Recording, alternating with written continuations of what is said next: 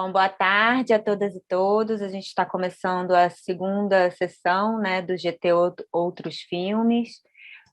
O GT está sendo coordenado por mim, Thais Blanc, pela Beatriz Rodovalho e pela Maria Ganem. A gente acho que tem o GT desde 2014, né? Então, o GT que já está aí com uma longa vida. E hoje a gente vai, a princípio, teríamos 4 comunicações, um dos comunicadores avisou que não poderia estar presente, e tem um segundo que a gente espera que talvez chegue ainda, mas então a gente vai começar com a comunicação da Maria Ganem. Esqueci de separar as apresentações, Maria, desculpe. Oi? Oi? Do e-mail? É Eros, caixa alta, 190496. Eu não consigo mutar ele. Marcos Aurélio, você pode, por favor, tirar o seu áudio? Está vazando? Acho que foi. Então, a gente vai começar com a Maria Ganem Müller, que vai apresentar a imagem, malícia e perspectiva feminina em tabu, propriedade privada. Maria, estou sem a sua instituição aqui, se você quiser se apresentar também, esqueci de separar. Da Faculdade de Belas Artes da Universidade de Lisboa. A pesquisa, eu introduzir. Posso começar, então, Thaís? Pode começar, tá com você. Eu te aviso, eu não vou nem avisar, gente, fica à vontade, porque a gente tem bastante tempo.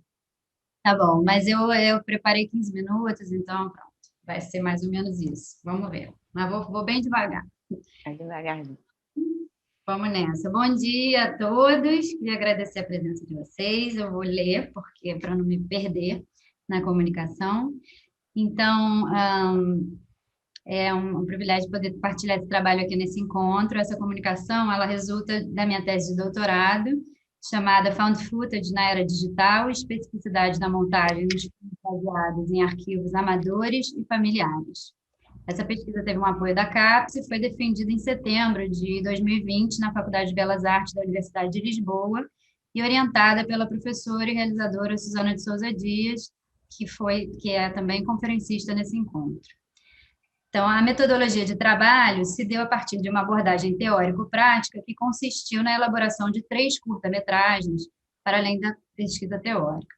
São eles Jacarepaguá, Tabu, Propriedade Privada, que é o filme sobre o qual a gente vai tratar hoje, e A Memória de Nilda. Todos eles estão disponíveis para visualização no Vimeo. Esse trabalho surge de algumas inquietações iniciais decorrentes do atual contexto de acúmulo e multiplicação das imagens amadoras em redes digitais. O que fazer com essas imagens? Apesar de representarem a maior parcela das imagens audiovisuais que produzimos ao longo do tempo, a imagem amadora ainda é pouco privilegiada na produção do pensamento acadêmico e historicamente desvalorizada dentro de um sistema de preservação e arquivamento audiovisual. Entendemos que a imagem amadora nos diz respeito aos pesquisadores, aos realizadores, aos artistas e aos espectadores do presente. Como consequência da disponibilidade de imagens amadoras em rede, houve um aumento exponencial de filmes, sobretudo amadores também, criados a partir desse material. Nos interessam nessa pesquisa as obras criadas com imagens amadoras e familiares que visam uma ressignificação das mesmas, isto é, filmes que vão lançar um olhar contemporâneo sobre as imagens de arquivo, abrindo o conhecimento contido nessas imagens numa perspectiva de estudos traçada por Walter Benjamin, Aby Warburg e Jorge de Ulmer. Dentro dessa lógica, a imagem de arquivo é compreendida como um objeto complexo, que pertence ao mesmo tempo ao passado em que foi registrada e ao presente de quem a vê. 2 questões nortearam a parte prática dessa pesquisa. Como dar a ver em um filme de montagem as particularidades da imagem amadora e familiar? E como extrair conhecimento das imagens de arquivo a partir da montagem? Tabu, Propriedade Privada, foca-se na relação entre o operador da câmera e o sujeito filmado, no caso, turistas europeus e mulheres polinésias. O filme foi feito com registros amadores de viagem, datados dos anos 60 e rodados na Polinésia Francesa ao longo de 10 anos, mais ou menos. Eles pertencem ao arquivo privado Ideias no Escuro, do colecionador português Rui Luiz, que há 20 anos se dedica a encontrar, recuperar e armazenar arquivos espalhados pela Europa. O lote com as imagens de Tabu foi adquirido no mercado de Vanves, na França, em 2014. Ele compreende 237 fotografias e seus originais em negativo de 35mm e 57 rolos de filme 8mm, estes nunca antes exibidos publicamente, revelados ou visualizados até então pelo colecionador, até a pesquisa, né? Então, eu vou passar um trecho do filme, desculpa para vocês, antes de continuar a falar dele. Deixa eu ver aqui, então, compartilhamento. Esse aqui, compartilhar o som. Vocês enxergam? Sim. Deixa eu voltar, então.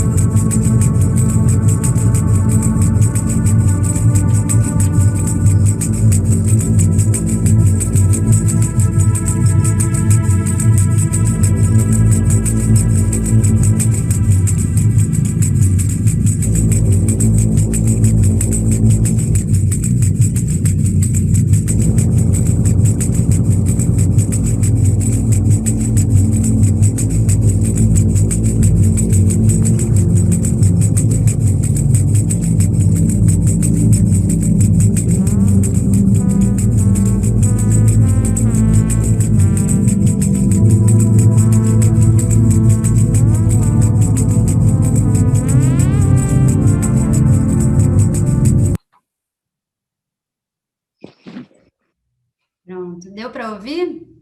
O som estava passando. Então, é isso. Então, propomos nessa etapa da pesquisa não apenas realizar um levantamento exploratório das imagens amadoras de viagem, mas, a partir do questionamento de seus contextos políticos, sociais e de produção, produzir um contradiscurso com e através das próprias imagens. Partimos de um embasamento teórico-científico que reconhece a existência de um discurso dominante nas práticas de registro audiovisual e mobilidade desenvolvidas ao longo do século XX, para, em seguida, romper tal discurso por intermédio de uma proposta formal e inventiva com os arquivos. Em outras palavras, a ideia era oferecer, através da montagem, um novo ponto de vista sobre as imagens, suscitada pela problematização das mesmas. Para tanto, convocamos o olhar de Patrícia Zimmermann, que no artigo Geographies of Desire, Cartographies of Gender, Race, Nation and Empire in Amateur Film, responde a algumas indagações sobre a produção das imagens em questão, como: que códigos regem os filmes amadores de viagem? Em que medidas eles representam sistemas políticos, econômicos e sociais de poder? Porque as questões de gênero e raça estão no cerne desse discurso sobre as imagens rodadas em países colonizados. No artigo, a pesquisadora analisa centenas de filmes amadores de viagem rodados por norte-americanos entre os anos 30 e 60, no Iraque, China, África, Ilhas do Pacífico e América Latina, observando e determinando padrões que se repetem nas imagens. Ela revela um sistema de posse e poder reproduzido nos gestos de filmagem amadores. Escolhi a autora por portar um ponto de vista feminino sobre os arquivos, logo antagônico em relação à perspectiva encontrada na maior parte dos registros em causa. No artigo, Patrícia ressalta que os cinegrafistas amadores em questão são, em sua maioria, homens brancos, instruídos e, com frequência, membros das elites intelectual, econômica e ou cultural dos Estados Unidos da América. A lógica que conduz o ato cinematográfico amador no exterior, segundo a pesquisadora, visa reduzir pessoas e terrenos a artefatos e lembranças de viagem, transformando o corpo e a geografia do outro em espetáculo visual. A articulação da teoria com a prática permitiu identificar, portanto, o discurso dominante na produção das imagens amadoras de viagem e, por conseguinte, descobrir o movimento maior do filme, a construção de um contradiscurso no âmbito do cinema amador. Interessada por essa temática e ciente das teses de Patrícia Zimmermann, procuro e encontro planos expressivos desses gestos nos arquivos do Ideias no Escuro. Nesse ponto, me pergunto por que certos planos que figuram entre o material pré-selecionado me incomodam mais do que outros. Obtenho respostas nas teorias desenvolvidas por George D. Huberman, com base nos escritos de Walter Benjamin, que propõe uma metodologia de análise dos arquivos baseada no sujeito, mais especificamente nas faculdades da imaginação e da memória. Em Devant le Temps, D. Huberman fala da imagem como sintoma. Isso é, um objeto composto de sinais que dizem respeito ao passado em que foram produzidas e ao presente de quem as interpela. Tais teorias, derivadas do conceito de imagem e malícia, me permitem iniciar um trabalho criativo com os arquivos, fundamentado nas minhas percepções sobre as imagens. Segundo Huberman, encontrar os sintomas numa imagem requer uma escuta psicanalítica, uma renúncia a todas as hierarquias entre os fatos objetivos e fatos subjetivos, estar afiado com algo da ordem da interpretação dos sonhos, com o inconsciente do tempo, invocar a memória, os sentimentos, a subjetividade, ler o passado do objeto no tempo atual. Noções de memória e de sujeito entram, portanto, em cena. A imagem malícia, por sua vez, é uma imagem dialética, dona de sintomas que nos fazem ver para além dos elementos iconográficos da imagem. Ela desperta no historiador ou no cineasta para relações entre presente e passado. Ela é fonte de conhecimento, sobre o agora e sobre o outrora. É uma imagem característica do mal-estar da representação, diz o autor, né? Identifico, então, no material a imagem malícia, matriz de Tabu, que chamei de performance do banho, que é essa que vocês acabam de ver. Ela se torna a principal inspiração para todo o projeto, uma imagem que me provoca sentimentos de inadequação, desconforto e, ao meu entender, é bastante emblemática do mal-estar da representação. Ao falar da imagem malícia, D. Huberman cita como exemplo uma descrição de Freud sobre uma de suas pacientes vítima de abuso sexual. Ele me instiga, assim, a investigar as motivações dos cineastas europeus por detrás desse repetido gesto de filmagem exercido sobre o corpo e o rosto das mulheres tahitianas. Em Totem e Tabu, Contribuição à História do Movimento Psicanalítico e outros textos, Freud trata das obsessões e ambivalências dos sentimentos humanos. Tabu, para Freud, é uma palavra que sublinha o que há de comum entre o sagrado e o impuro. Se refere à atitude ambivalente do indivíduo em relação a um objeto, ou mais precisamente em relação à ação sobre o objeto em questão.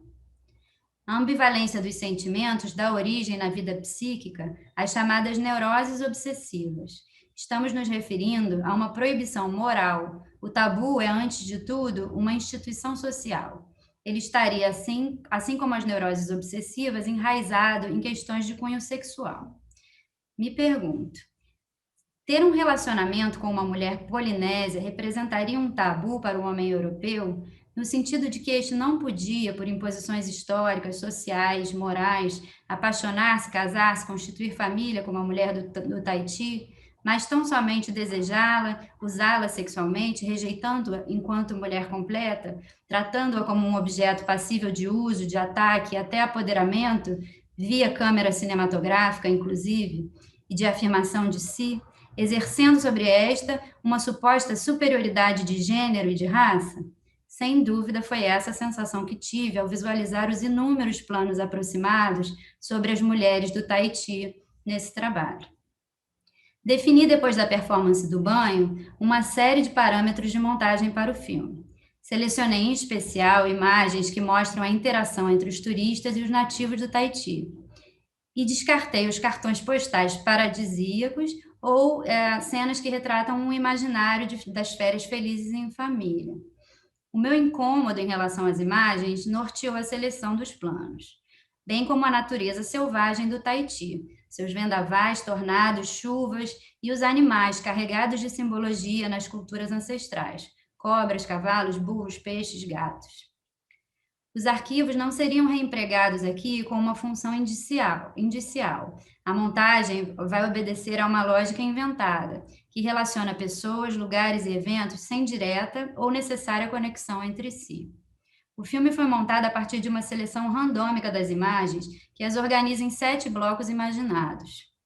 A história maior que atravessa os arquivos não é diretamente mencionada no filme, mas dá-se a ver através de elementos simbólicos, como a chegada de navios europeus, a recepção dos soldados pelas mulheres nativas, as danças sagradas transformadas em espetáculos para turistas, o domínio dos meios de transporte e das tecnologias pelos europeus, a exploração da força de trabalho dos ilhéus e a subalternização aos colonialistas, além de outras formas de dominação dos colonizadores sobre pessoas, animais e terrenos locais. Outras questões surgem no processo de montagem de Tabu. Posso assumir, enquanto pesquisadora / realizadora, o olhar dessas mulheres? De que forma a montagem pode contribuir para a desestigmatização dos corpos femininos retratados? Como dar a ver a violência contida nesse gesto de filmagem repetido nas imagens? E, por fim, que dispositivos da montagem me permitem revirar esses arquivos? No primeiro ponto, encontrei respostas no livro que é o lugar de fala da filósofa e ativista brasileira Djamila Ribeiro, que vai falar justamente da importância do ponto de vista feminino, em especial daquele das mulheres negras, pardas, indígenas, não brancas ou oriundas de ex-colônias.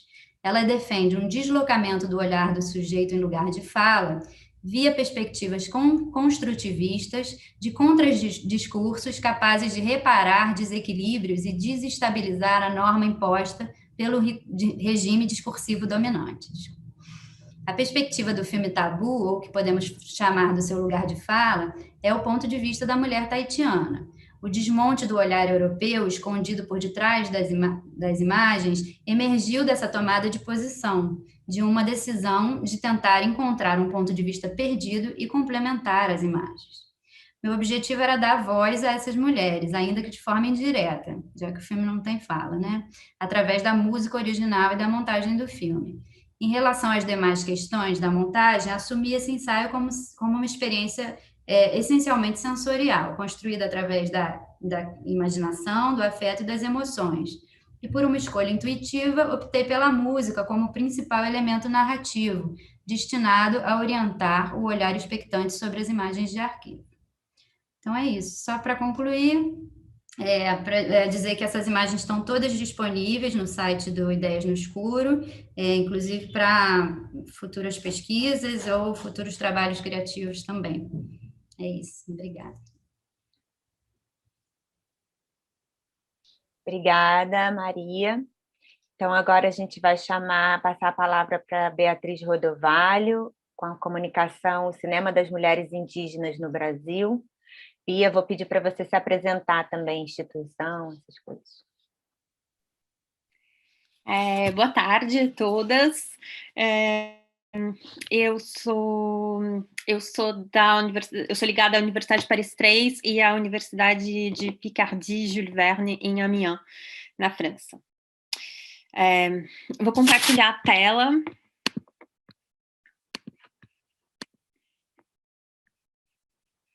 Brevemente. Eu, na verdade, mudei a minha primeira proposta, porque quando eu elaborei a proposta dessa comunicação, eu me dei uma tarefa enorme, que é a de pensar o cinema documentário feito por mulheres indígenas no Brasil, abrindo um novo caminho para as minhas próprias atividades de pesquisa, um caminho que talvez seja mais uma rota de fuga de um contexto eurocêntrico e patriarcal, enrijecido e caduco, ou uma busca por um retorno ao Brasil, ou melhor, uma tentativa de construir novos laços com essa terra, mas, sobretudo, de descobrir outros modos de ser no mundo. Eu proponho aqui, então, pensar o gesto cinematográfico feito por mulheres indígenas no recente conjunto de filmes do projeto Yemonguetá Cunhã Mbaraité, e, aliás, todas as pronúncias das palavras em Guarani vão ser horrivelmente erradas. Então, pensar o gesto cinematográfico nesse projeto, que é parte do programa do Instituto Moreira Salles, desenvolvido em 2020, durante a primeira fase da pandemia de Covid-19 no Brasil. O IMS convida. O projeto, publicado na internet entre maio e julho de 2020, eu vou mostrar o site.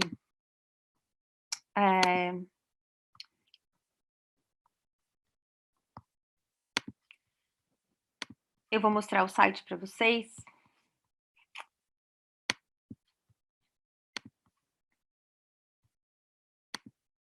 Muitas telas abertas ao mesmo tempo.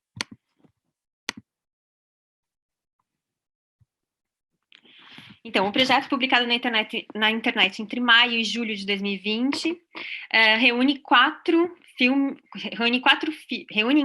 filmes as videocartas trocadas entre as cineastas indígenas Patrícia Ferreira Pará e Chapi, no Rio Grande do Sul, Michele Kaiowá, no Mato Grosso do Sul, Graciela Guarani, em Pernambuco, e a artista e pesquisadora não indígena Sofia Pinheiro, em Goiás. Como conta a descrição do projeto, e eu cito, a palavra Yamonguetá é um termo em Guarani para fofoca ou conversa à toa. Dessas que levamos na porta de casa, em volta da fogueira, deitadas na rede, em cima da cama ou na mesa da cozinha. Yamonguetá Cunhã em Baraeté, em Guarani Kaiowá e Imbiá, significa conversas entre mulheres guerreiras.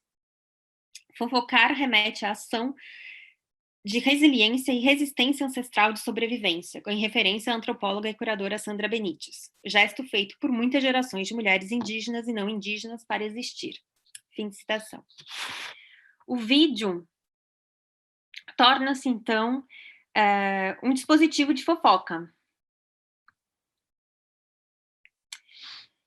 capaz de construir um território cinematográfico que rejeita as fronteiras do Estado-nação brasileiro, constituindo-se por uma geografia afetiva e política entre mulheres. Proponho, assim, como um começo de conversa, evocar brevemente alguns aspectos estéticos e políticos deste gesto criador. E agora, mais do que desenvolver uma análise, eu vou apontar algumas pistas de leitura dos vídeos desse projeto. Um dos paradigmas que estrutura os filmes é o do deslocamento. Primeiro, ele constitui o dispositivo epistolar dos vídeos, feito por imagens e falas viajantes, circulando entre os 4 sujeitos que compõem a enunciação. Essas imagens atravessam os territórios geográficos e simbólicos, indígenas e não indígenas, assim como as dimensões do doméstico e do político, do íntimo e do coletivo, do eu e do outro. Existe, em efeito, uma dialética entre essas dimensões, fundando um novo espaço possível pelo cinema, como veremos. O deslocamento também se inscreve em formas fílmicas.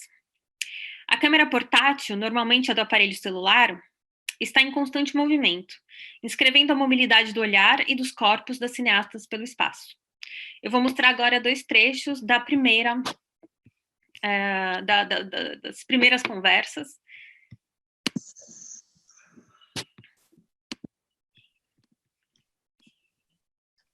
Rapidamente.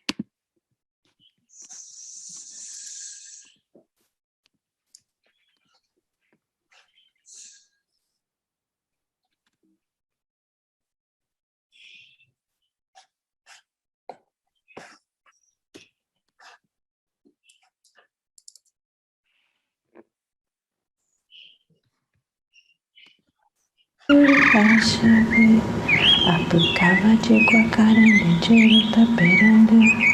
Apurita cheve, apurita cheve, apurita cheve. Apucava de Guacaranda, de Taperanda.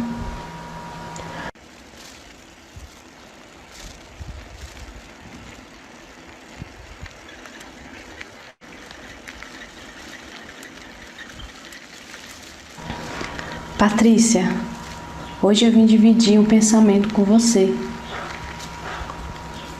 Quando hoje eu acordei, peguei a minha bicicleta e comecei a andar. Mas no meio do caminho, me veio vários pensamentos. vários sentimentos. E um deles foi pensar no caminho que a gente está seguindo. Eu, as pessoas, a humanidade. E lembrei muito desse canto. Há mais ou menos 11 anos atrás, partia para uma jornada fora da minha aldeia.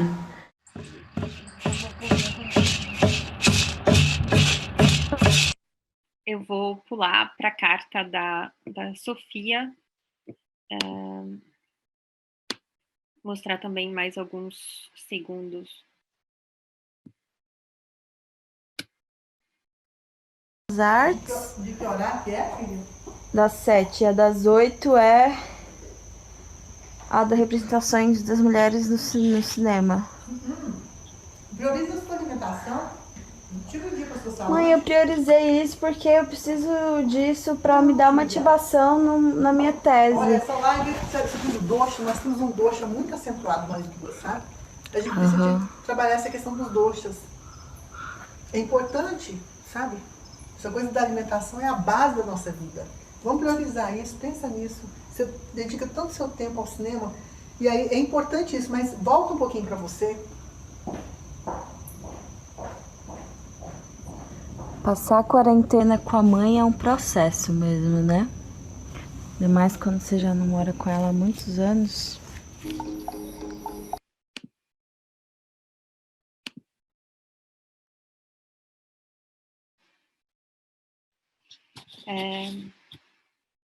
Então, esse deslocamento permite a primeira configuração de uma potente relação, descrita por Sofia Pinheiro como uma ligação entre mulheres, terra e imagem, mulher, terra e imagem, ou por Clarice Alvarenga, em outro contexto, como corpo de mulher, território e filme.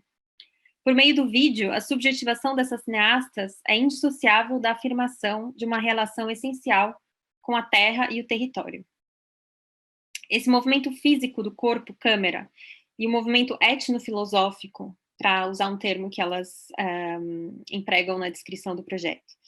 Então, esse movimento físico do corpo-câmera e o movimento etnofilosófico da palavra dita, o auto-etnofilosófico, os movimentos da fofoca, elaboram também um sujeito em permanente construção, um sujeito feminino imperfeito, como evoca o título do filme anterior de Parai Chapi e Sofia Pinheiro, Tekohashi, Ser Imperfeita. Essa imperfeição, aliás, inscreve-se na natureza mesmo das imagens, feitas muitas vezes por aparelhos de telefone e trocadas pelo WhatsApp, no caso, por exemplo, do envio das imagens de Michele Kaiowá aos montadores do filme. A precariedade estética, ao final, faz parte desse gesto videográfico epistolar. Por meio das videocartas entre as cineastas, elas mostram que ser no mundo é estar em constante movimento, em constante transformação. A experiência da pandemia impõe um confinamento físico, mas as videocartas mostram que nada, ao mesmo no mundo das mulheres, é estático. Como diz Pará e Chapi na primeira parte das conversas, os povos originários, desde a colonização, sempre viveram de incertezas e de movimentos de lutas e de sonhos. Talvez esse deslocamento formal possa também figurar o grande deslocamento guarani em busca da terra sem males. Como resume Sofia Pinheiro, eu cito, o Jeguatá é fundante na cosmologia guarani e está presente tanto no Yanderecó, usualmente traduzido como nosso sistema, nosso jeito, nossa tradição, nosso modo de ser, quanto na busca da terra sem males. Fim de citação. Existe outro movimento nas videocartas, a circulação das cineastas na frente e atrás da câmera, que participa da construção dos sujeitos de enunciação, característica da autoetnografia. Nesse movimento entre o eu e a construção do eu como um outro, a câmera torna-se, como afirma Pará e Chapi, um espelho.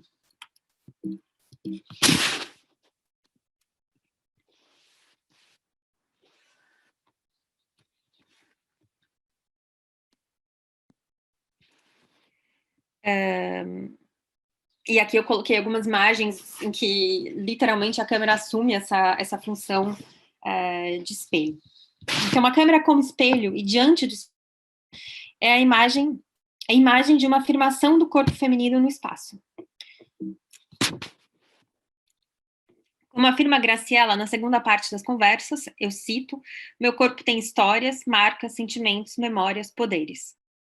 Sofia Pinheiro, em um artigo resultante de sua dissertação de mestrado acerca do trabalho de Pará e Chapi, conta, eu cito, como certa vez me disse Patri, a gente se olha como a gente está indo através da tela. A gente se olha como um espelho. Em alguma das minhas visitas à aldeia, Patri me explicou que imagem em Mbiá-Guarani é Tongaá. A imagem na cosmologia, a imagem na cosmologia Mbiá chama o que se vê de Jaexá-Vaé, que é tudo o que enxergamos. Nhandê Retere Jaexá-Vaé é o que nós vemos no nosso corpo. A partir do que vemos e de como criamos o que vemos, se pergunta a Sofia, de que maneira a Patri narra a história através de seus filmes? Narra sua história através de seus filmes? Fim de citação. Nas videocartas, o espaço fílmico é apropriado como um espaço onde elas podem ver e construir a imagem de si mesmas, mas também a imagem de si mesmas no mundo, ou seja, como objetos históricos e políticos. Como sujeitos históricos e políticos. Então, que visões de si e do mundo constroem essas videocartas? Pode-se conceber, por exemplo, uma visão em rede. Essa rede de 4 mulheres e de todas as outras que aparecem em volta delas, como a gente viu no caso da Sofia, que fala com a mãe, essa rede de mulheres desafia, por meio de um olhar fragmentado coletivo, um olhar imperfeito, o olhar único, colonial e patriarcal do cinema não indígena em geral, entendido aqui como tecnologia de poder. Feita de fofoca, essa rede se tece no espaço doméstico, o espaço feminino, à sombra das relações sociais que determinam o mundo ocidental. Esse mesmo mundo, aliás, que traz o vírus para dentro das comunidades indígenas, como diz Pará e Chapi. Esse território subterrâneo da fofoca, alheio aos homens brancos, emaranhando histórias e imagens de mulheres, torna-se assim um território político de resistência. Os laços de afeto entre mulheres que os compõem são de sororidade e de parentalidade, no sentido amplo e indígena do termo.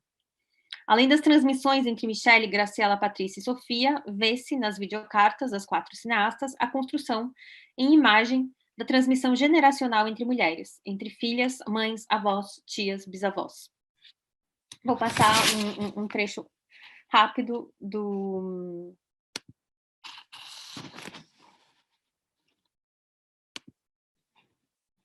da segunda carta de Michele, em que ela aprende a transformar o urucum com a avó.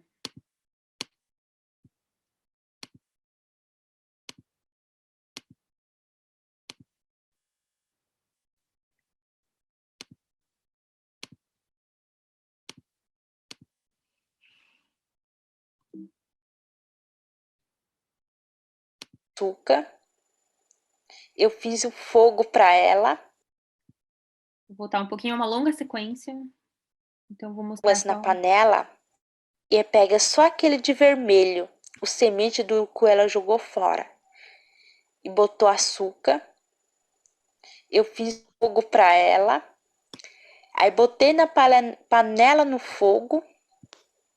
Aí eu comecei de fazer assim, né?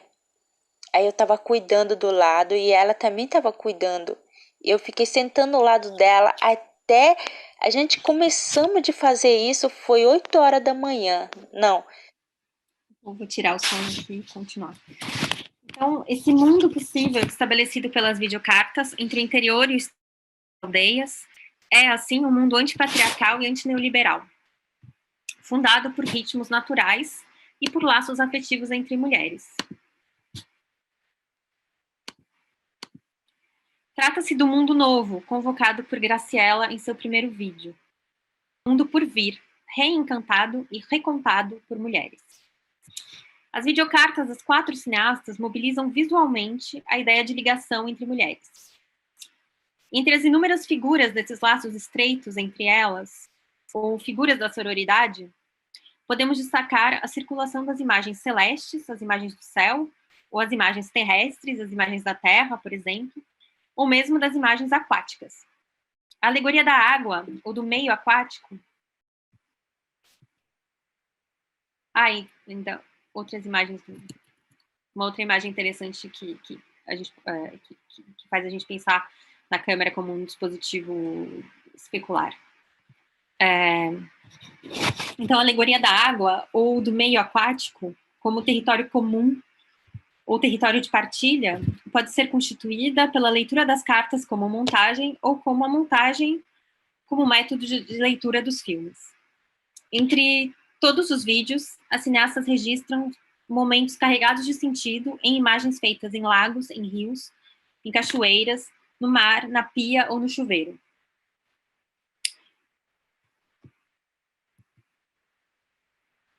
Alguns exemplos aqui, rapidamente, para vocês.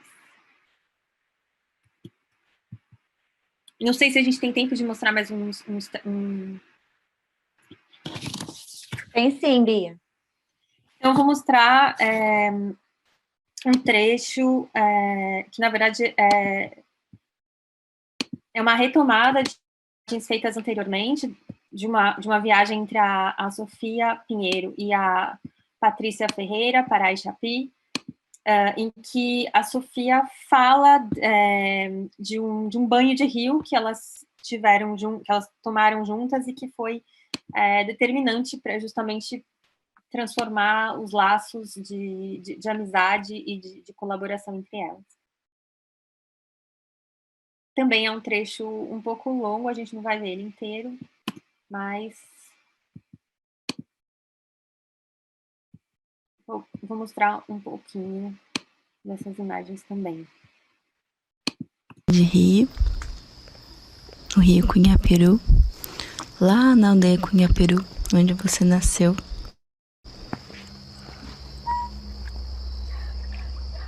Tá frio?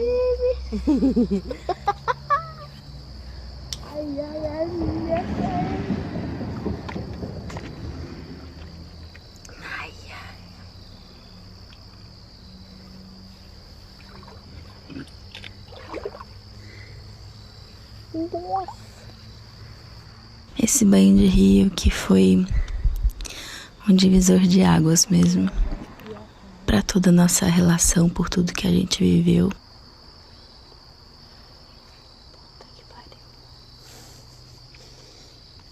Acho que eu vou lá. Lá? Melhor, né? Esse aqui é shampoo? Não. Esse é shampoo. Me empresta? Sim. Sim.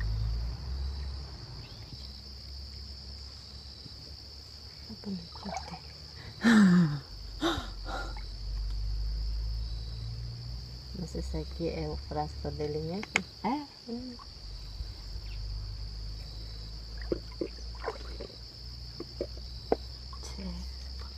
É uma sensação muito boa, né, de mergulhar às vezes numa água tão gelada, sentir que todas as células acordam do corpo, os poros todos oriçados, a pele toda em choque de felicidade por ter recebido esse acordamento.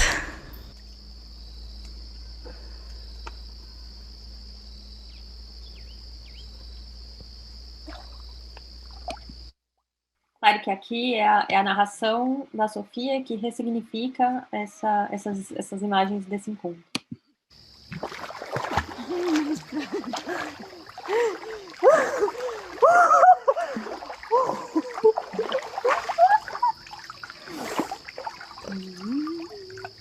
Acordamento da alma, né?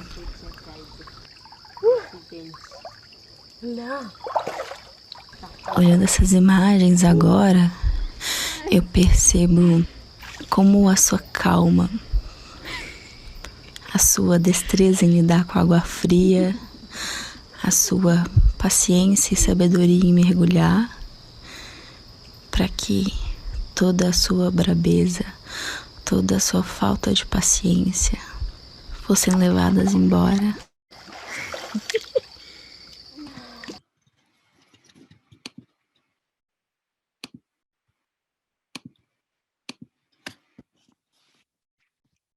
Esse espaço aquático, movediço, mutável, impossível de ser completamente contido ou apreendido, um espaço das águas de dentro e das águas de fora, como coloca a Sofia, é sobretudo um espaço de encontro com o próprio corpo e do corpo com a natureza, um espaço de encontro entre elas, no caso de Sofia e da Patrícia, como a gente viu, um encontro do passado, ou entre Sofia e Graciela, é um encontro de a promessa de um encontro futuro no mar. Esse espaço é um espaço de cura e de abandono das violências e das dores do mundo, é um espaço de limpeza. A imagem do mar também encerra a última parte das conversas, convidando a espectadora a essa outra relação com o mundo, aberta e imensa, cíclica, afetiva e poderosa. Trata-se de um espaço de mulheres por excelência, e assim um campo de possibilidade para imaginar e colocar em imagem esse mundo por vir. Nessa pesquisa que se esboça, resta desenvolver, por exemplo, questões, entre muitas outras questões, a representação do fazer manual, dos artefatos e da comida, e toda a dimensão áptica das imagens nessa corporeidade do registro. Tem também a questão da relação com os animais selvagens, e, de modo geral, a circulação das imagens privadas do passado das cineastas. Mas isso fica para uma continuação dessa conversa.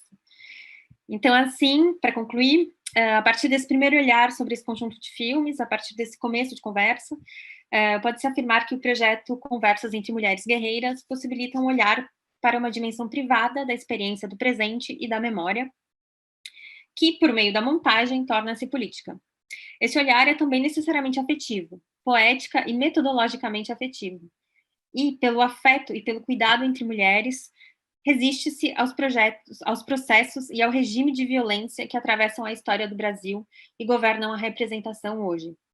Pelo afeto, faz-se um cinema de religação com o corpo e o território, um cinema de aliança entre mulheres indígenas e um cinema de levante. Obrigada. Vou incluir aqui.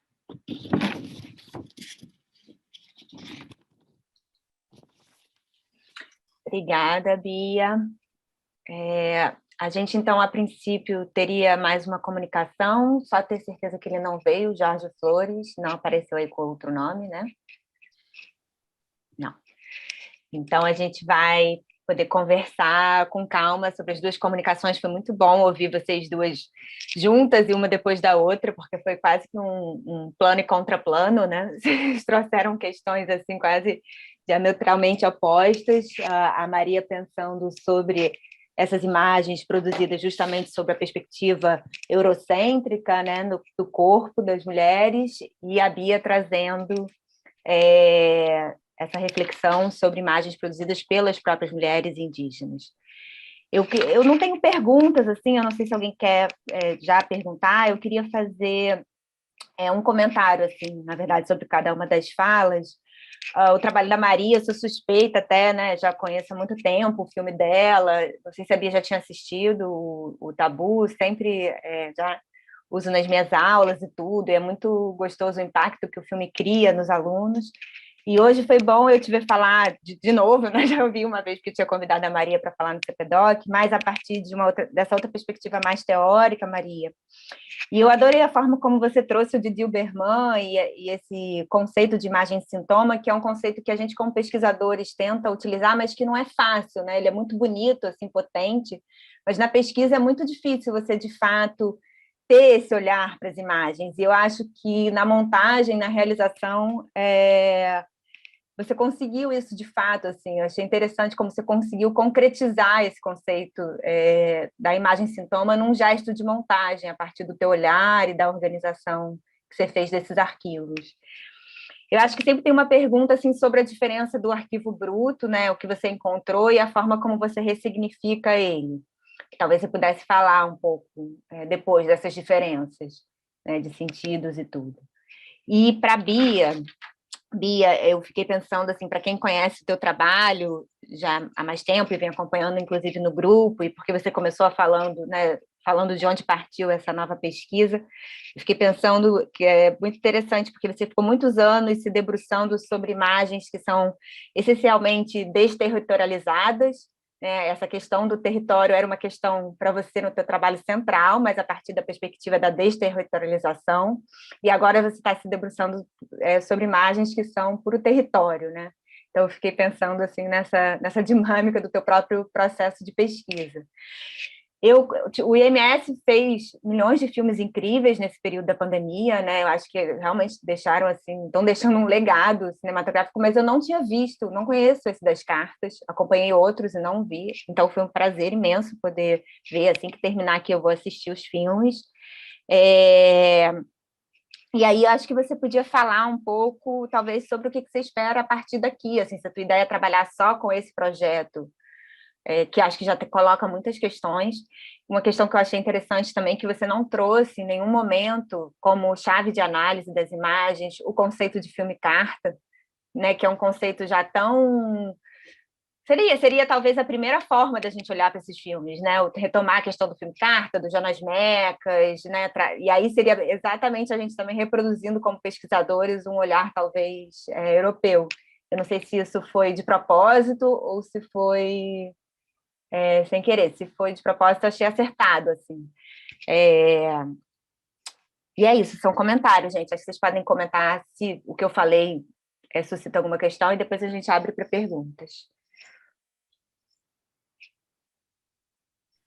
Então, vou começar. Bia, amei, hein?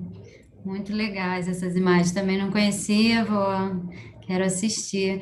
E acho muito impactante, assim, como até as feições dessas mulheres se parecem com as taitianas que eu assisti tanto ali nesse material bruto do Tabu, né?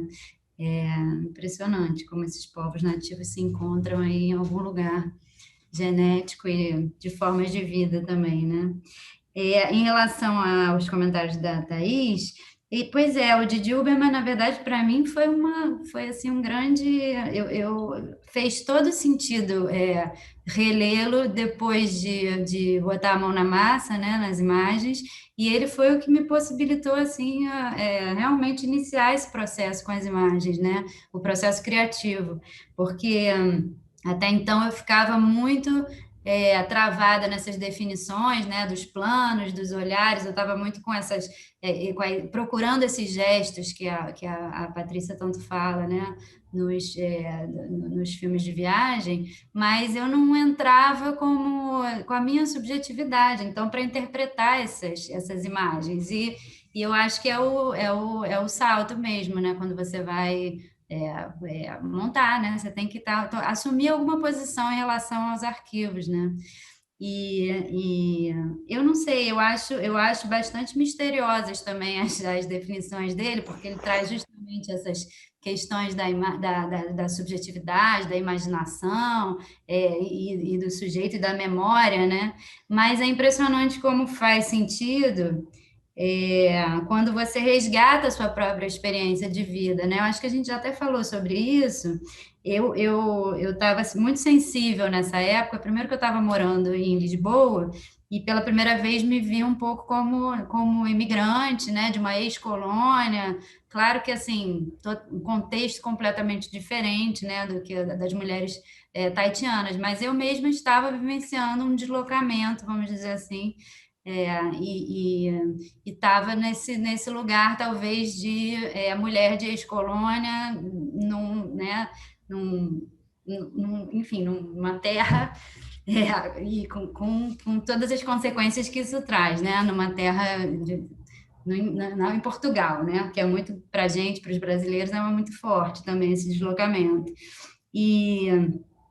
Enfim, eu acho que isso me sensibilizou bastante. A outra coisa foi que também estava, acho que cheguei até na Grada Quilomba, na Djamila Ribeiro, então esse movimento do feminismo negro estava muito forte também na altura, né, que eu tive contato com essas imagens, e isso me sensibilizou mesmo para essas histórias, né, que eu acho que não foram suficientemente contadas, né, como o caso desses trabalhos que a Bia está trazendo, talvez sejam não sei, deve ter pouquíssimos filmes, né, ainda realizados pelos indígenas, né? Eu acho que tem um trabalho do Carelli, né, o Vídeo nas Aldeias, mas eu não, enfim, é tudo muito novo, né? A gente está cada vez mais vendo nos festivais filmes que são contracenados, e é muito impressionante, porque a língua, né, como você trouxe, não tem são tantas outras linguagens utilizadas no Brasil, né? Eu nem tinha consciência disso até entrar nos festivais e ver filmes brasileiros falados, né, e nas mais diversas línguas, para mim completamente desconhecidas, né? Eu que sou do Rio de Janeiro não tenho contato com essas comunidades, né? Então, é isso. O que mais que você... se eu falar do material bruto... eu acho que é isso. Na verdade, então, tem uma conjuntura que me leva a procurar, dentro desses arquivos brutos, que não são majoritariamente feitos dessas imagens que eu trago no Tabu, né? Essas imagens eu acho que são um pouco a exceção dentro do material bruto. Claro que assim, o plano sobre as mulheres se repete muito, mas eu acho que, para além desses planos, né, os cartões postais da Polinésia são, assim, sem dúvida, o que mais marca esse material, né? As praias paradisíacas, né? Aquelas, as famílias francesas curtindo as férias, né? Fazendo piqueniques, enfim. Então, teve realmente um direcionamento do olhar, né, sobre esse material que não é representativo do conteúdo bruto, né, das imagens, é isso. Acho que eu te respondi, não sei. Perfeito. Obrigada, Maria. Bia? Alguns comentários também. Aliás, obrigada, Thaís, por ter reparado nesse movimento de uma pesquisa para outra. Realmente, assim, eu guardo a ideia do território, né? Mas eu sei que esse é um conceito que tem que ser desenvolvido, tem que ser aprofundado, tem que ser complexificado. Isso é alguma coisa que realmente eu tenho que fazer a partir de agora.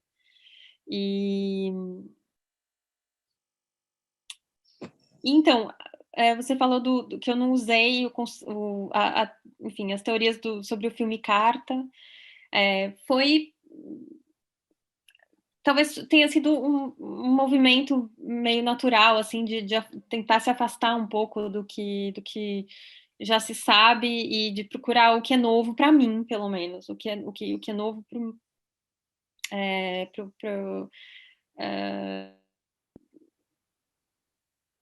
o que se aproxima desse gesto de descoberta, na verdade, desses filmes. E porque eu acho, e na verdade esse cinema de mulheres indígenas no Brasil, a gente pode falar, assim, tá aí a Parai Chapi, que é uma grande cineasta do Brasil, mas também tem, por exemplo, o trabalho da Sueli Machacali, mesmo da Célia Tupinambá, enfim, tem todo um grupo de mulheres que estão fazendo um cinema tão novo, tão diferente, assim, que para mim, quando eu vejo esses filmes, eu tenho a sensação de ser uma revelação, assim, de descobrir outra relação com a imagem, e a imagem realmente estabelece outra relação com a realidade, né? Mas realmente, assim, já que a gente está falando de colonização, descolonização e desses movimentos, né, de Maria, desses deslocamentos entre a colônia e a metrópole, eu acho que é muito, assim, para a gente é muito difícil se desfazer dessa perspectiva eurocêntrica do conhecimento e se desprender dessas figuras, dessas autoridades paternas, né, e patriarcais, assim, que orientam a pesquisa. Mas acho que talvez o primeiro passo seja já se dar conta dessa condição de colonizado, que é a nossa. E justamente propor outros caminhos, buscar, assim, talvez não se trata de rejeitar o que eles produzem, porque realmente, para a gente, enfim, a gente mesmo trabalha com esses conceitos de território, que vem, sei lá, eu trabalho muito com Deleuze, Guattari, a Maria trabalha com Didier Berman, nananã. Talvez não seja rejeitar completamente, mas saber se apropriar, saber transformar, saber digerir num processo mesmo, como chama? Num processo de comer mesmo, essas coisas se transformar. De antropofagia, né? É isso, num processo antropofágico. Talvez a partir daí, porque é isso, né? A gente assim, é um trabalho de ida e vinda e de transformação do que existe para criar alguma coisa nova. Em continuidade e, ao mesmo tempo, continuidade e ruptura com o que existe.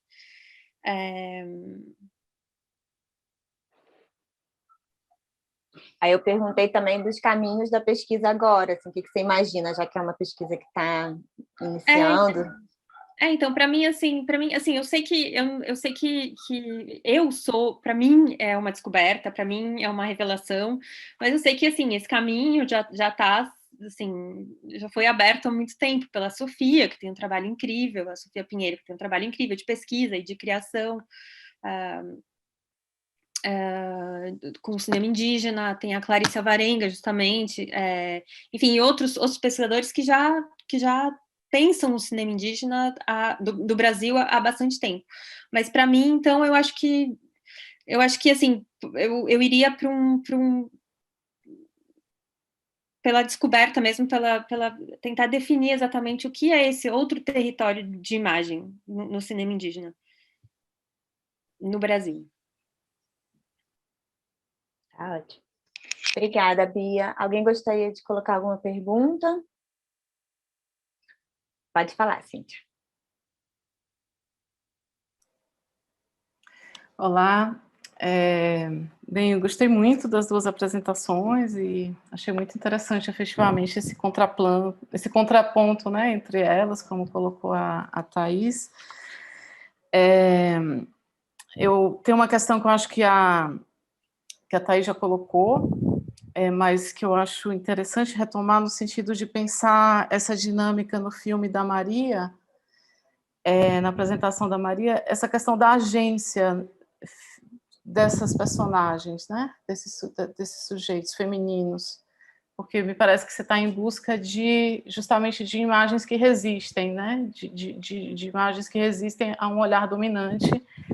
E eu fiquei curiosa também de saber como é que foi para você encontrar esse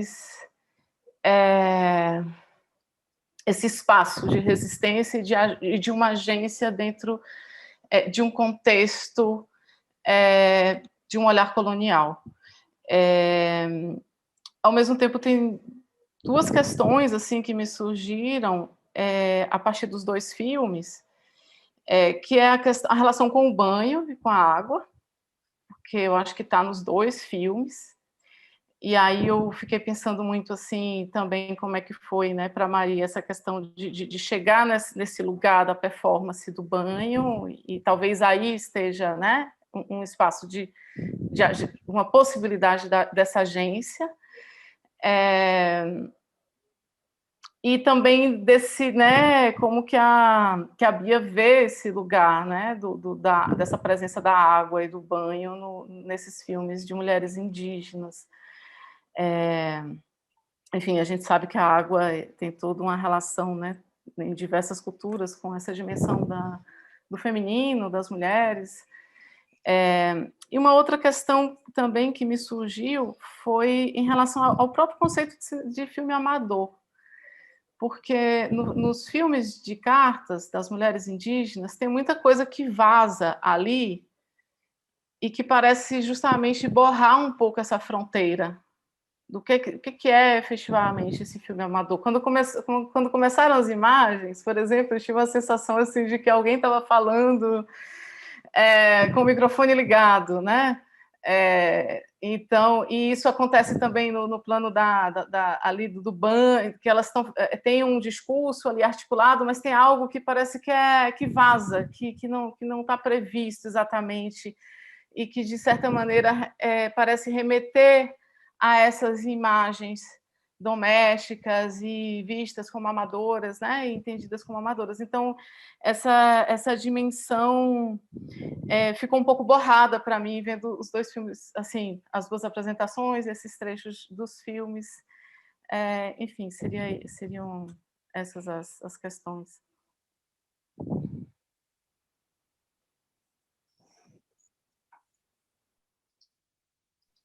Oi, Cíntia, obrigada pela pergunta. Vou ver se eu consigo responder, dando assim mais informações, de repente, justamente sobre esse processo de montagem, né? Com o Didi Huberman também a gente tem essa noção, né, de que a montagem do filme começa muito antes das operações técnicas, né, de justaposição dos planos, né? Então ela começa mesmo nessa visualização do material, aquilo ali tudo já está. E, gente, acho que o Jorge está entrando. Bom, continua, Thaís? Continua. Tá. Então, eu acho que tem muito a ver com isso, né? Com o momento, na verdade, o agenciamento, se eu entendi bem, eu tomar essa posição, esse lugar das mulheres, entrar nessa, é por aí, né? Assumir esse lugar, né? Eu acho que tem muito a ver... Teve muito a ver justamente com esse início da seleção das imagens e um exercício de imaginação desse contraplano. O tempo inteiro que eu olhava para as imagens, eu tentava imaginar o que estava acontecendo do outro lado, né? Me interessava saber o porquê da reação dessas mulheres. E esse plano que eu chamei de performance do banho, ele para mim, muito forte, porque, primeiro, que ele mostra uma mulher que parece, isso tudo é suposição baseado no que eu vi, né? No que a gente vê, no que a câmera demonstra ali, né? Então, é uma mulher que está agachada e parece estar lavando uma louça numas bacias numa área externa da casa. Quando a câmera se aproxima, tem algum tipo de... Esses filmes não têm som, né? Então, também é isso. É tudo a partir de uma imaginação. Mas tem uma interação entre ela e o câmera, e ela faz um sinal assim, de positivo e levanta, né? Ainda vestida apesar dela estar de biquíni, ela se cobre, ela está coberta com a canga, né? E vai para debaixo da água. Eu não sei se vocês repararam, mas assim, com um sorriso meio amarelo, vamos dizer assim, não é uma pessoa que está super confortável nessa performance, né? Você vê ali que ela está sorrindo, mas não tá visivelmente incomodada. Justamente a cena que o Didi Huberman descreve para falar do mal-estar da representação, no livro dele, que ele retoma de Freud, é de uma mulher que tinha sido violada, e enquanto ela relatava o estupro, ela, com uma mão, ela puxava um vestido para cima e com a outra ela se tapava. Então, ele fala de uma desmontagem do próprio sujeito, né? São ações ambivalentes que estão ali no mesmo sujeito. E que denotam essa confusão, esse desconforto, né, diante da câmera. E eu interpretei o fato dessa mulher não ter se exibido para a câmera, né, porque, afinal de contas, ela levanta e ela obedece, não sei se ela obedece o pedido do cara, mas ela faz esse gesto, né, de ir para baixo d'água, mas, ao mesmo tempo, coberta, né? Então, eu acho que tem ali um confronto mesmo de emoções, né? Ela não sei se ela, enfim, se ela foi obrigada a fazer isso, se não foi, mas de qualquer forma ela não assume nem uma coisa nem a outra, ela nem se nega a realizar essa performance, né? Essa ação, e nem faz essa ação completamente desinibida, né? O primeiro filme desse trabalho tem imagens da minha tia, chamada Jacarepaguá, da minha tia, filmadas em VHS, enfim, é uma outra história. E ela está se relacionando com o marido. E tem uma cena dela de biquíni que contrasta absurdamente com essa, né? Uma pessoa que chega e fala, me filma, né? De biquíni, se mostra para a câmera, porque tem uma outra relação com o sujeito que filma, né? E ali, isso me chamou muita atenção, essa câmera invasiva mesmo, você se sente eu me senti na posição dessa mulher, né, de ser assim, eu não sei se ela é uma funcionária, mas imagina, você está trabalhando e vem uma pessoa e diz, dá uma voltinha aí, vira, entendeu? Uma coisa muito violenta, né, eu acho. Então foi por aí, eu acho que foi sempre tentando imaginar o contraplano e fui muito guiada pelo desconforto na hora de assumir essa posição, né? Não sei se eu te respondi completamente. Gente, eu tô falando aqui com o Jorge em paralelo pelo chat, e ele parece que teve um problema na internet e conseguiu entrar agora, mas eu vou pedir para a Bia responder a pergunta, e aí depois a gente vai passar para ele apresentar, que a Marta disse que tudo bem, que podemos fazer isso, tá bom? Então, Jorge, enquanto a Bia vai respondendo, você pode ir respirando, entrando com calma. Oi, Jorge. Então, sobre a questão do conceito de filme amador e como essas imagens remetem às imagens domésticas.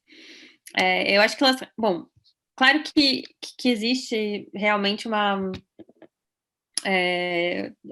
também um deslocamento dessas fronteiras entre o amador e esse cinema, ou esse vídeo em primeira pessoa, porque, primeiro, que ele é feito no espaço doméstico, e também porque ele tem a liberdade e a subjetividade do olhar amador. Então, acho que realmente essas imagens transitam entre esses campos, mas não sei se a gente pode considerar elas primeiro como imagens amadoras. Acho que não, porque tem aí um gesto artístico, tem um gesto que faz com que elas saiam justamente desse espaço doméstico e migrem para um espaço político do cinema. E aí a questão da água, vou falar rapidamente. Então, na verdade, assim, eu escolhi a água como esse elemento do feminino, mas, na verdade, eu acho que se a gente olhar de novo os filmes, a gente pode achar mais ou menos essa mesma relação com a terra. Tem muita imagem que elas estão muito próximas da terra, ou que elas trabalham a terra, que elas encostam na terra, que elas colhem, plantam, mexem nas plantas. E tem também muitas imagens do céu, que elas olham para cima, olham para as nuvens, olham, enfim, para os pássaros. Enfim, mas eu acho que tem essa questão dessa ligação com a natureza, né, do corpo com o território por meio desses elementos e da força desses elementos. Vou deixar o Jorge. Obrigada. Bom, Jorge, bem-vindo. Pena que você teve problemas, mas a internet também a gente tem que saber, enfim, ser mais flexível, né? Porque com certeza esse tipo de coisa poderia acontecer. Então, já para a gente ir direto para a sua fala, o Jorge Velasco, da Paris 3 e da UArtes Equador, que vai apresentar Cronótopos em Transe, Olhares Descolonizadores do Outubro Equatoriano. Jorge, você pode compartilhar a tela, se quiser, para exibir filme ou PowerPoint, fica à vontade. Muito obrigado. Peço imensas desculpas por ter estes problemas da net. Pronto, aqui no Equador, às vezes a internet não é assim tão estável. Mas pronto, eu vou falar em espanhol e vou começar já, porque pronto, estamos tarde já. Então vou apresentar este PowerPoint. Sim, no início eu ia falar do conceito de cronotopo de Mikhail Bakhtin, mas Depois eu pensei deixar esse conceito e entrar só em conceitos ao torno da net, sim? Pronto, vou começar. En octubre de 2019 y a las puertas del estallido de la COVID-19, inicia en Ecuador el primer levantamiento contra las medidas neoliberales de lo que luego se llamará la ola de protestas en América Latina. El hartazgo y la creciente precariedad de las políticas sociales estalló en Ecuador cuando el gobierno de Lenín Moreno anunció la eliminación del subsidio a los combustibles en respuesta a la sometida posición económica del Ecuador ante el FMI. El paro, que inició como un paro de gremios transportistas, estalló como una bomba social que tuvo como protagonistas al movimiento indígena ecuatoriano y a los estudiantes, el movimiento de estudiantes. Dicho movimiento, el indígena, no se hacía visible desde los años 90, cuando tuvo un auge. Hoy nuevamente deviene una referencia para la región. En el presente análisis se busca develar el papel de los medios alternativos de comunicación durante una manifestación que, como todas en la región, cuenta con un cerco mediático que se apega al oficialismo gubernamental. Para este efecto se analizarán dos proyectos audiovisuales documentales que utilizan las imágenes de los medios de comunicación alternativos y que buscan contar este acontecimiento histórico con una mirada crítica, pero antes revisemos la participación de estos medios en la revuelta. Los medios de comunicación alternativos cumplieron un rol fundamental para romper el cerco mediático que impuso el gobierno y los medios tradicionales durante el paro nacional en octubre de 2019.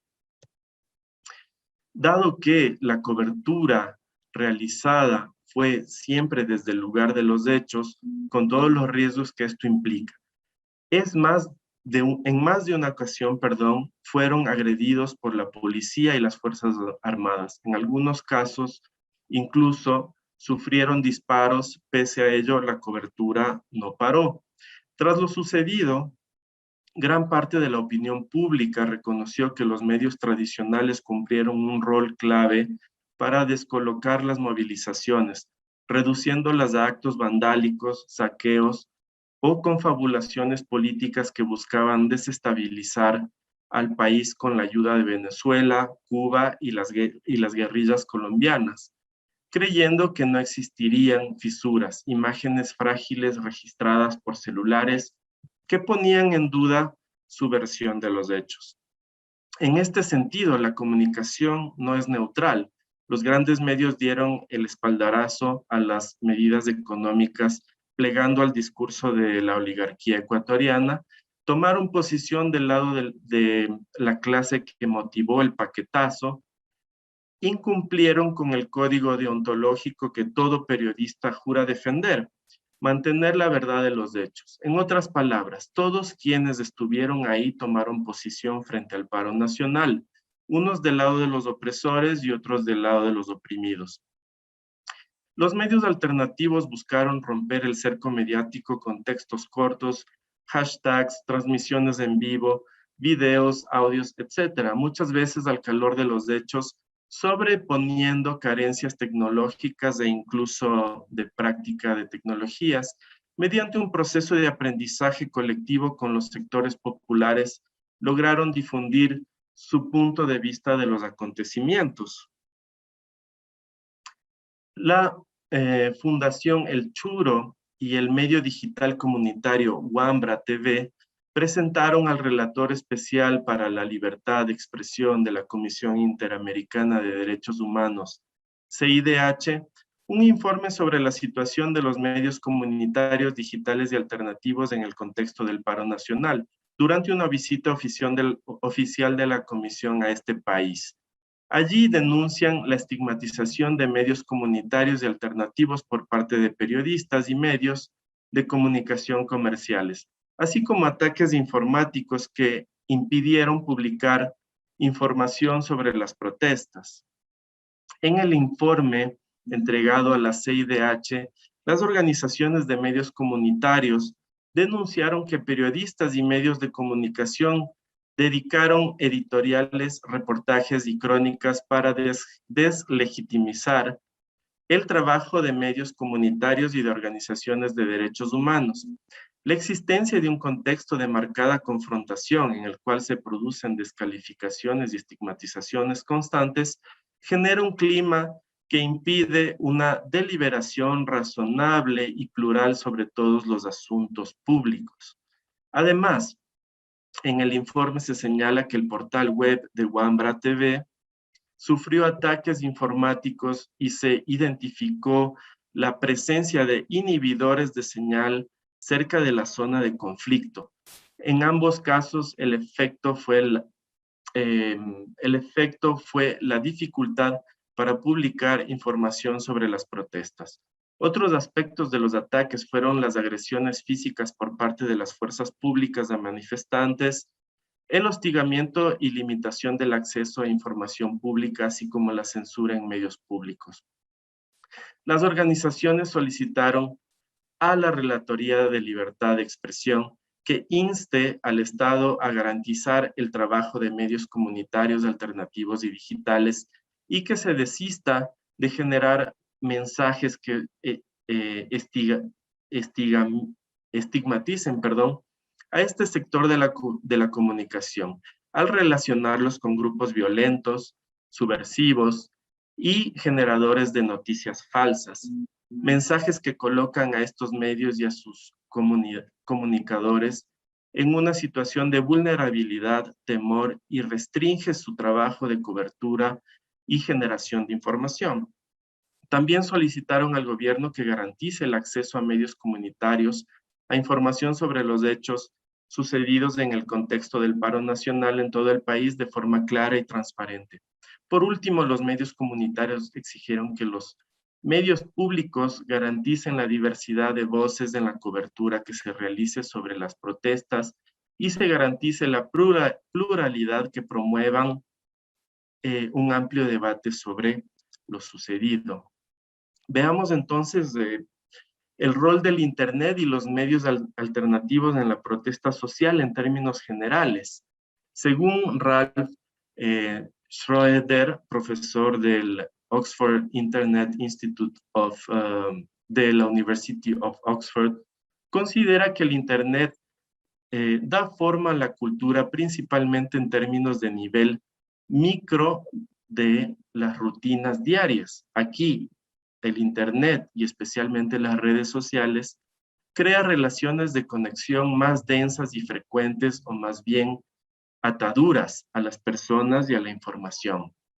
Los cambios más experimentados derivados de Internet, al menos desde la perspectiva de la vida cotidiana de las personas, son que proporciona un compromiso más mediado con los demás y con la información.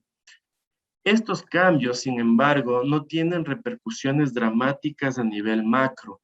Son cambios, en la forma de vida de las personas. Son rituales y rutinas. Desde la perspectiva,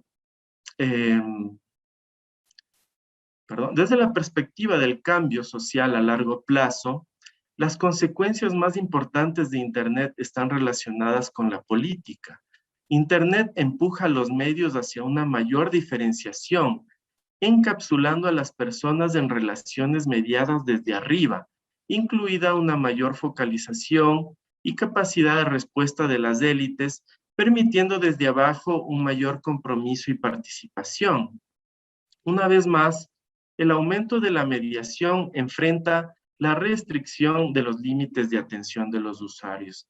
El Big Data también intensifica este encapsulamiento, pero como antes, este es un proceso general y depende del entorno.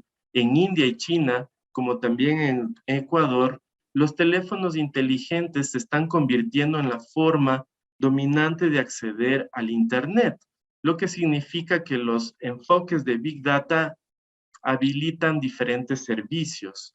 O nuevamente los teléfonos inteligentes unen cada vez más a las personas, a la información y entre sí.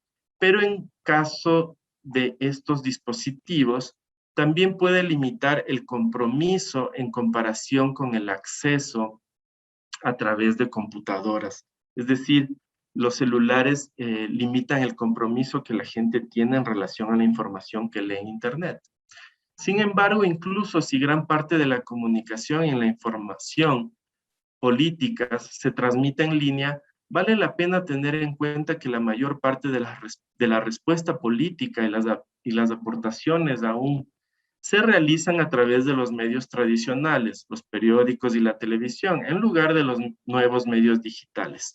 El politólogo y profesor del Political Communication in the Department of Communication and Media de Loughborough University, Andrew Chadwick, sostiene que la política y los medios en los Estados Unidos y el Reino Unido se encuentran actualmente en una transición híbrida de lo antiguo a lo nuevo. Dice que hay un sistema de medios híbridos que exhibe un equilibrio entre las viejas lógicas de transmisión y recepción y las nuevas lógicas de circulación y recirculación y negociación, con el equilibrio todavía sesgado hacia las lógicas más antiguas. Esto aparentemente también está sucediendo en el Ecuador, pero este argumento no logra señalar cómo las lógicas más nuevas se apartan de las lógicas más antiguas en términos de sus efectos y funcionamiento. En segundo lugar, Chadwick concluye para los Estados Unidos que la comunicación política es más policéntrica que durante el periodo de comunicación de masas que dominó el siglo XX.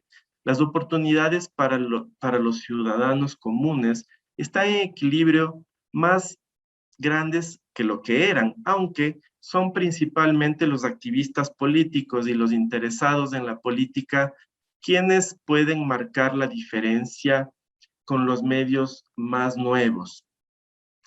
Esto pasa por alto, en primer lugar, la forma en que las élites políticas y mediáticas, no solo los ciudadanos comunes, también pueden hacer uso más poderoso de los nuevos medios para monitorear y responder al público.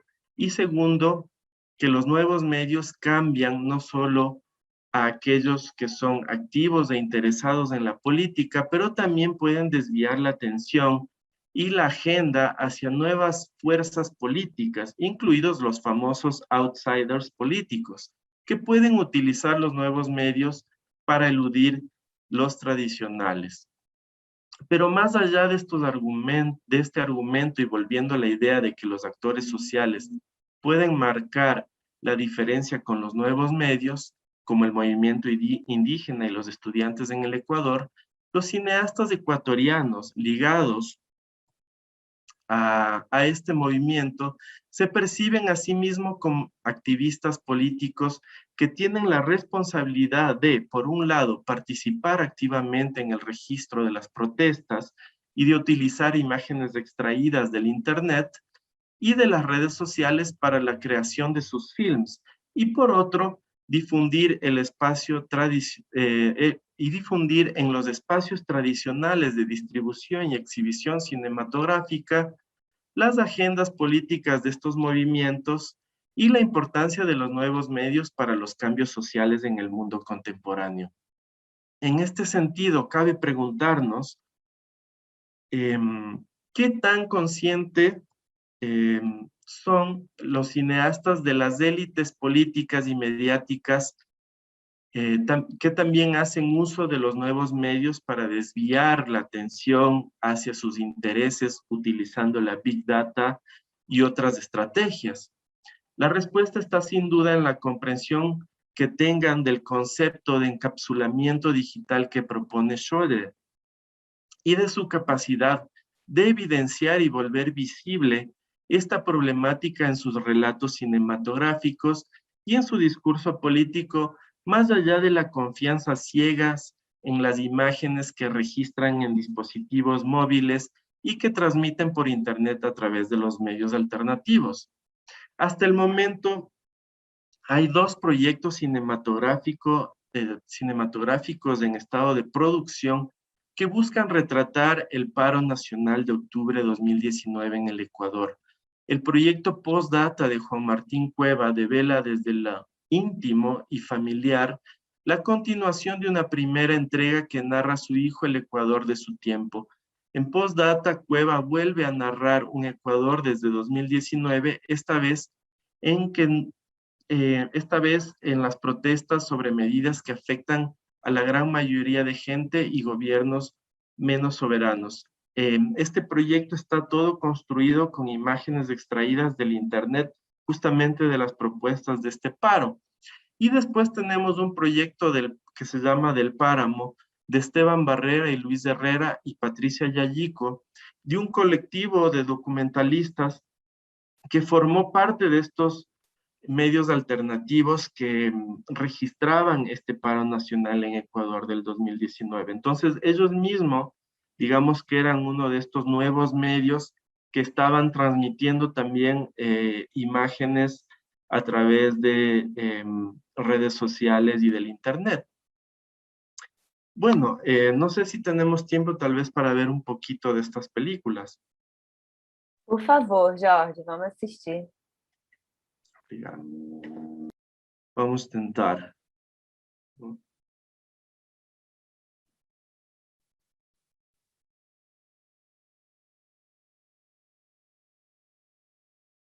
Imagens. Pronto, primeiro vamos ver extrato de Del Páramo. Os dois extratos são teasers dos filmes, porque os filmes ainda não foram terminados. Então, vamos ver só, digamos, umas montagens como mostra destes trabalhos. O primeiro é o Del Páramo, que é do coletivo de documentalistas que também participaram nas protestas.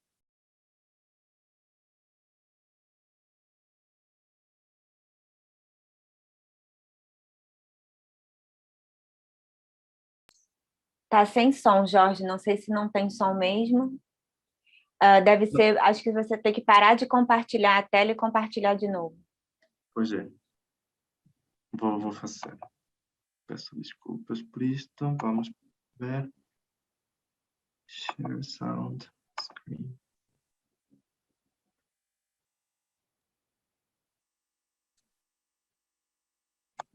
Estão a ver o meu ecrã? Sim. Sim, então.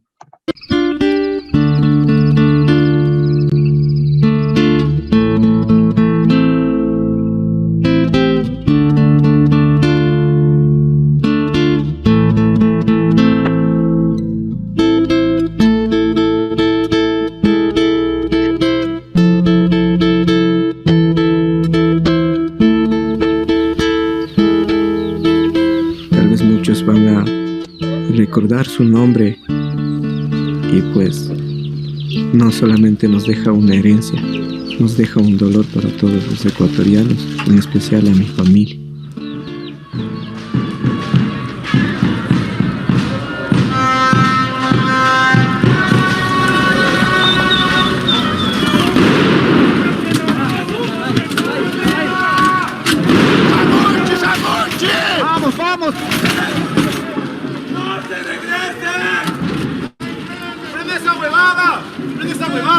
Yo confío firmemente en que la Policía Nacional ha hecho un trabajo que fue indispensable para mantener la estabilidad y para mantener el Estado de Derecho, la democracia en el país.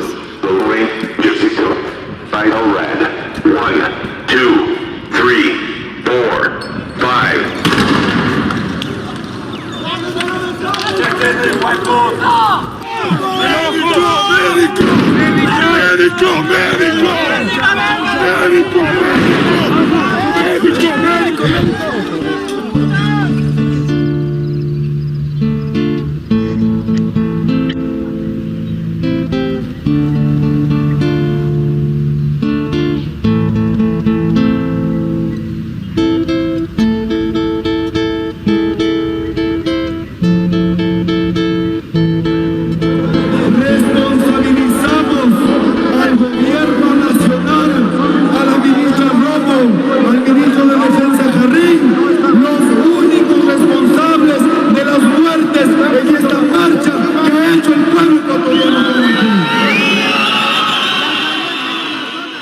deben devolver a nuestro compañero que fue asesinado. Porque ya hay muertos, ya hay fallecidos y no estaban dispuestos las autoridades en reconocer a Tucho. Así también les digo a ustedes, pidan y se les dará. Busquen y encontrarán. Toquen y se les abrirá. Porque quien pide, recibe.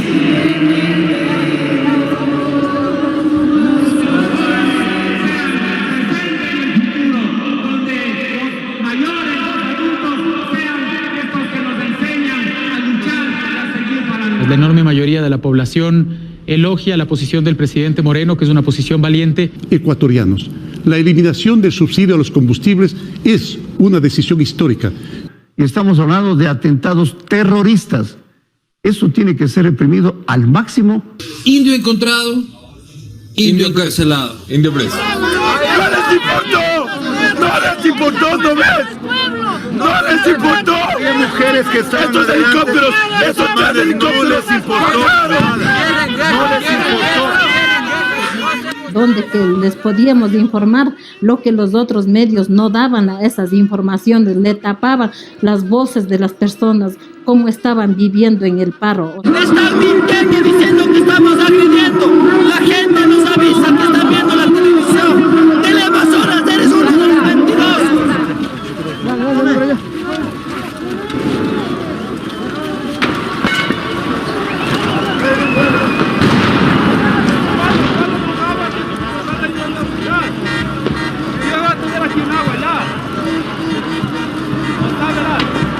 Los pueblos indígenas nosotros defendemos la libertad de expresión, la libertad de la vida, el agua, educación. ¡Ecuador! ¡Ecuador! ¡Este pueblo!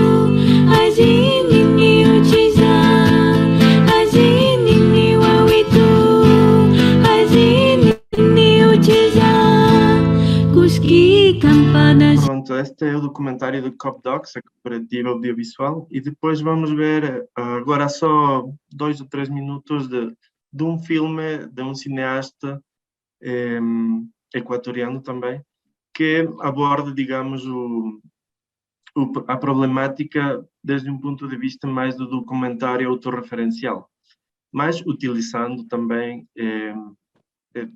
imagens que vêm destes coletivos que estiveram nas protestas. Jorge, só para avisar que, infelizmente, depois acho que não vai haver tempo para pergunta, porque me avisaram que vão ter que fechar a sala de toda forma. Nós temos aí 3 minutos, podemos assistir o filme, temos 5 minutos, pelo que eu entendi, no total. Podemos assistir ao filme 2 minutos e depois de 5 minutos. Mira, Luisa, este es el campo francés. Tú siempre dices que quisieras conocer China, México, Colombia, Francia. Te mando estas imágenes que filmo yendo al aeropuerto desde donde regreso al Ecuador. Claro que no es lo mismo ver una imagen que estar en un lugar. Ya vendremos juntos a visitar a la Amalia, que se acaba de quedar en Poitiers, donde tomé este tren.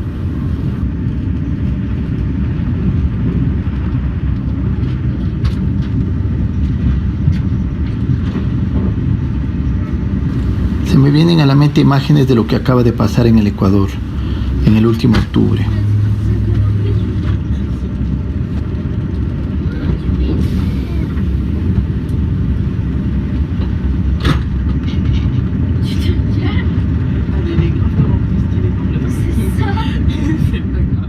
Hace mucho tiempo, cuando faltaban más de 10 años para que tú nazcas, Yo vivía en París con tus hermanos, que eran bebés, y la mamá de ellos.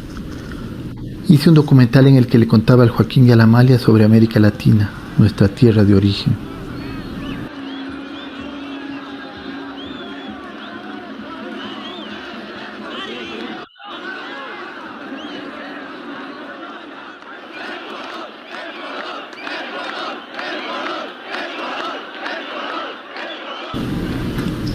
Estas son las imágenes con las que terminaba esa película.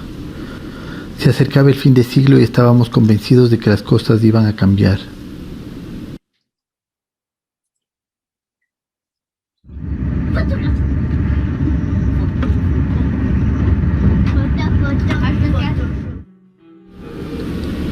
Se supone que han sucedido muchas cosas en el Ecuador, que ahora tenemos casi un nuevo país.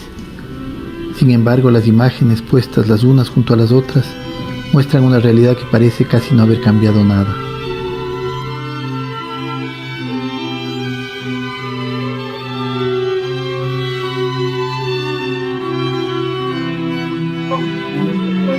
Podem ter uma ideia deste filme. Bom, queria agradecer ao AIM e também a vocês por ter ouvido a comunicação. Obrigado. Jorge, descobri que temos 5 minutos, então podemos aproveitar esses 5 minutinhos. Uma pena ter dado esse problema, acho que a sua comunicação traz muitas questões, e para a gente que está no Brasil é sempre maravilhoso entrar em contato com essas imagens, porque apesar da proximidade física, a gente tem um distanciamento total, né, da migração ou da chegada dessas imagens aqui, a não ser pelo caminho midiático comum, né, a Globo News que noticiou na época, né, o que estava acontecendo, mas sempre as imagens de grande televisão. Eu não sei se alguém quer fazer uma pergunta específica, eu teria mais um comentário, então se alguém tiver uma pergunta, eu passo a palavra. Eu tenho só uma pergunta rápida. Faz? Jorge, o filme feito pela cooperativa, ele é feito... o objetivo é que ele circule onde? Assim, dentro do... Também nessa lógica de cooperativa, assim, dessa lógica de militante, ou é que ele circule além desses... desse círculo, enfim, circule além dos círculos. Sim, eu acho que pretende as duas coisas. Sim, eles têm a ideia de fazer circular este filme entre as associações audiovisuais de indígenas, que aqui no Equador são muitas, e na região também. E também, por exemplo, tentar entrar em festivais nos circuitos cinematográficos mais tradicionais. Mas eu acho que a questão aí era isso mesmo que eu falava no final, era hasta que ponto eles percebem que estas imagens podem ser também apropriadas por movimentos políticos que talvez não estão em concordância com o que eles pensam, que é uma coisa que acontece muito nas redes e no internet, não é? A descontextualização das coisas para fins políticos muito específicos, de os famosos, por exemplo, outsiders que tentam apropriar-se dos discursos dos indígenas, por exemplo, para tentar chegar a certos espaços de poder.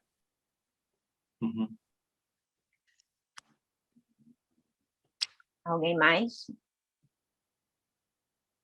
Eu fiquei lembrando, Jorge, muito dos filmes que foram feitos no Brasil, eu não sei se você teve acesso, a partir das manifestações de 2013. Em 2013, a gente teve, como no Equador, a mídia ninja filmando na rua, né, e produzindo imagens que eram um pouco o contraplano do que estava sendo mostrado na mídia tradicional. E depois a gente teve uma série de filmes, assim filmes de arquivo, né, realizados a partir dessas imagens, que circularam em festivais e que foram feitos justamente com esse propósito de sair só do círculo militante. Eu não sei até que ponto eles foram bem-sucedidos ou não, mas gerou uma cinematografia que talvez dê um paralelo interessante para você pensar. Sim, sim. A mídia ninja, eu acho que as pessoas conhecem aqui no Equador. Eu, por exemplo, fiz entrevistas aos realizadores do Del Páramo, o filme da cooperativa, e eles falaram da mídia ninja. Eu acho que a mídia ninja foi um movimento paradigmático para estes outros movimentos que apareceram depois. Não? Agora, em Colômbia, que está a acontecer as protestas muito parecidas que tivemos cá, está a acontecer o mesmo. Os meios tradicionais fazem um cerco mediático, não é, a tentar ajudar ao governo, e as pessoas estão a filmar, a transmitir nas ruas o que está a acontecer. Mas, como sempre, eu o que queria sublinhar era esta questão de hasta que ponto nós somos donos das imagens que partilhamos na net, não é?